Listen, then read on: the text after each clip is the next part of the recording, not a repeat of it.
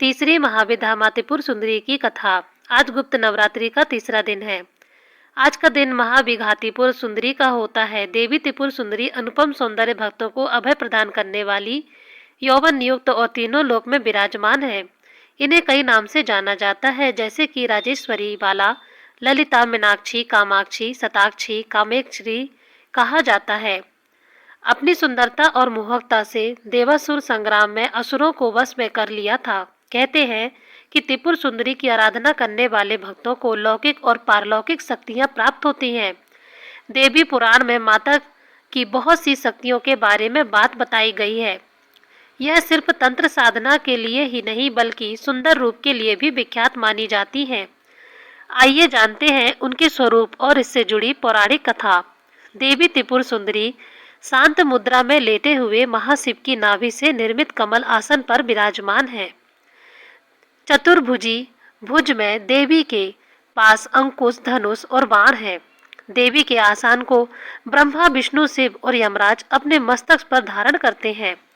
देवी 3 नेत्रों से युक्त और मस्तक पर अर्धचंद्र धारण करती हैं। देवी त्रिपुर सुंदरी अपने भक्तों की हर प्रकार की मनोकामना भी पूरी करती है और हर विपत्तियों को दूर करती हैं। अपने भक्तों को अभय प्रदान करती हैं। देवी त्रिपुर सुंदरी की पूजा करने से आत्मिक बल, साहस और कीर्ति प्राप्त होती है।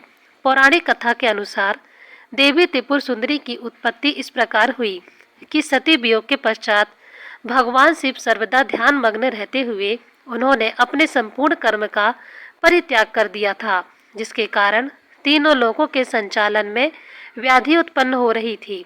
उधर तारकासुर ब्रह्मा जी से यह वर प्राप्त कर लिया था कि उसकी मृत्यु शिव जी के पुत्र द्वारा ही होगी। समस्त देवताओं ने भगवान शिव को ध्यान से जगाने के लिए कामदेव और उनकी पत्नी रति देव को कैलाश भेजा।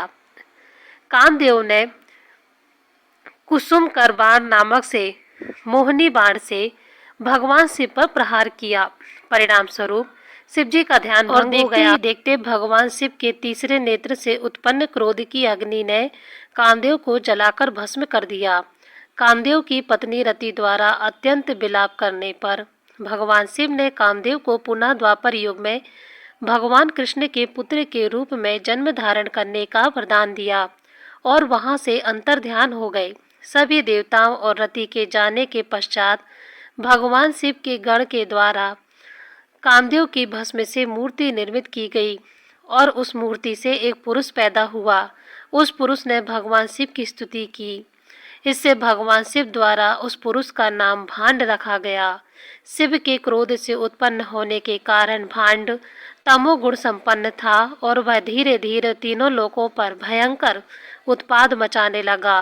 देवराज इंद्र के राज्य के समान ही भांडसुर ने स्वर्ग जैसे राज्य का निर्माण किया तथा राज करने लगा। तदंतर भांडासुर ने स्वर्ग लोक पर आक्रमण कर देवराज इंद्र और स्वर्ग राज्य को चारों ओर से घेर लिया। भयभीत इंद्र नारद आदि मुनि की शरण में गए और इस समस्या के निवारण का उपाय पूछा। देवर्षि नारद ने अधाशक्ति यथाविधि अपने रक्त तथा मन से आराधना करने का परामर्श दिया।